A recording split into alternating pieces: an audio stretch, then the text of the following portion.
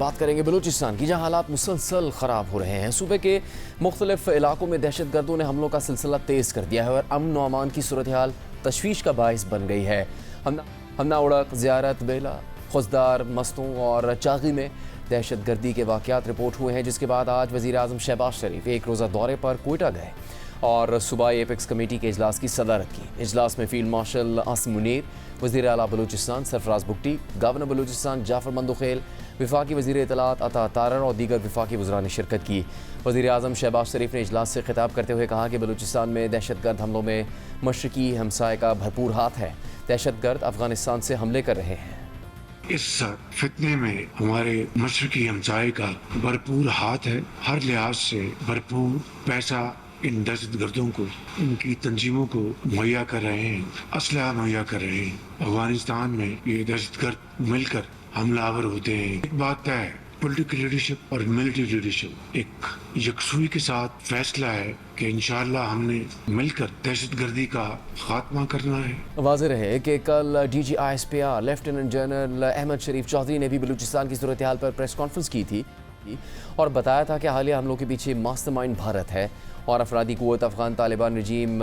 فراہم کر رہی ہے۔ بلوچستان میں 5 دنوں میں دہشت گردی کے کئی واقعات رپورٹ ہوئے ہیں، جن میں 38 سیکیورٹی اہلکاروں سمیت 42 افراد کے شہید ہونے کی تصدیق ہوئی ہے،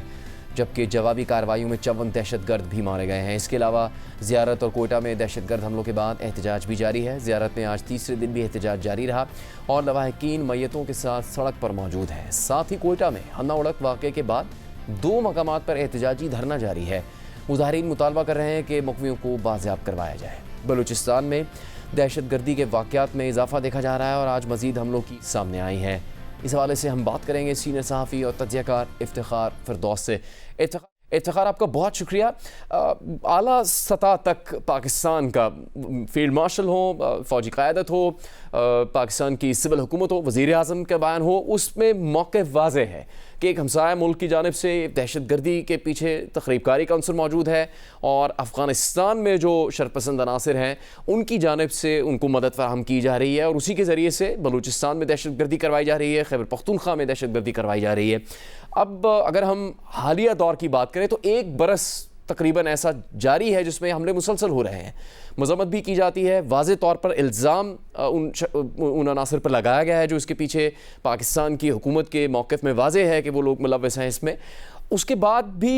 یعنی حملوں کی روک تھام کے لیے فوجی کارروائیاں تو ہو رہی ہیں، دہشت گردوں کو نشانہ بنایا گیا ہے، لیکن یہ دہشت گردی رک نہیں سکی ہے۔ تو جہاں سازشی عناصر ہیں وہیں زمینی حالات بھی ایسے ہیں، خاص طور پر بلوچستان کے، جو وجہ بن رہے ہیں ایسے واقعات کی۔ کیا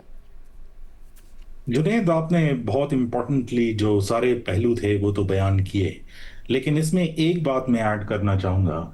کہ جو سسٹمز بنتے ہیں، لائک جو سیکیورٹی ایپریٹس بنتا ہے، for example Balochistan almost Pakistan کا 42% جو ہے وہ گراؤنڈ ایریا ہے، پاپولیشن اس کی سب سے کم ہے اس ٹائم پر، تو میجورٹی جو ایریا ہے وہ آبویسلی ایسے ٹرینز ہیں جس کے اندر پاپولیشن جو ہے وہ آلموسٹ نان ایگزسٹنٹ ہے۔ دوسرے پہلو سے اگر آپ دیکھیں تو آپ کی جو فیوچر اکانومی ہے اس کی جو سب سے بڑی ریلائنس ہے، اور اگر ہم فیوچر پلانز پاکستان کے دیکھیں تو تقریباً 65% آپ کی future economy for next 25 years اس کی ریلائنس جو ہے وہ بلوچستان کے اوپر ہے۔ پھر آپ دیکھ لیں کہ اس کے اوپر اگر آپ کانفلکٹ جو ہے وہ انالیسس کریں تو جو بلوچستان کے ساتھ جو پوری پٹی ہے، افغانستان کے ساتھ اس کا بارڈر لگتا ہے اور ایران کے ساتھ، دونوں میں اس ٹائم پر سیکیورٹی کی ایک ایسی سچویشن ہے جو صرف لوکلائز نہیں ہے بلکہ ایک گلوبلائزڈ عناصر اس کے اندر موجود ہیں۔ جو آپ ذکر کر رہے ہیں، جس کے بارے میں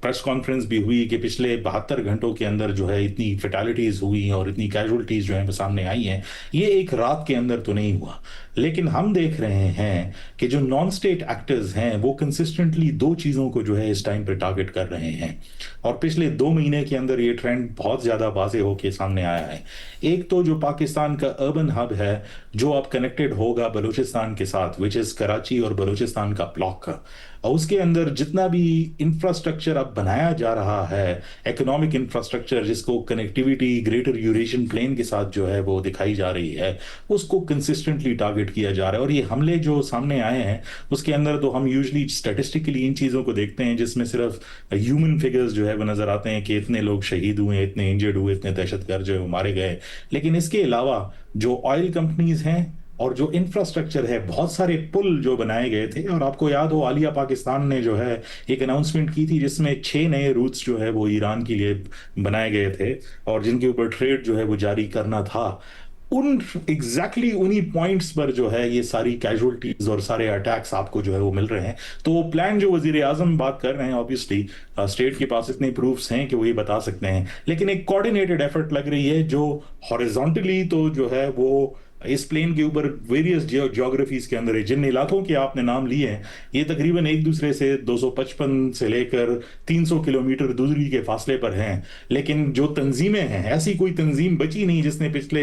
4 دنوں کے اندر بلوچستان کے اندر جو ہے وہ اٹیک نہیں کیا ہو، چاہے وہ داعش ہو، چاہے وہ ٹی ٹی پی ہو، چاہے وہ بی ایل اے ہو یا چاہے بی ایل ایف ہو. یعنی وہ ساری تنظیمیں مل کر جو ہے کلیکٹیولی اسٹیٹ ایپریٹس کو جو ہے وہ سکویز کرنے کی کوشش کر رہی ہے. جہاں تک میرا اپنا جو میں دیکھ رہا ہوں، اور آج کی جو ایپکس کمیٹی کی میٹنگ بھی ہوئی اس میں ابھی ڈیسیجنز آنا جو ہے وہ باقی ہیں. میرے خیال میں ایک فردر گراؤنڈ آپریشن کی جو ہے لارج سکیل پر ہم تیاری جو ہے وہ دیکھ سکتے ہیں.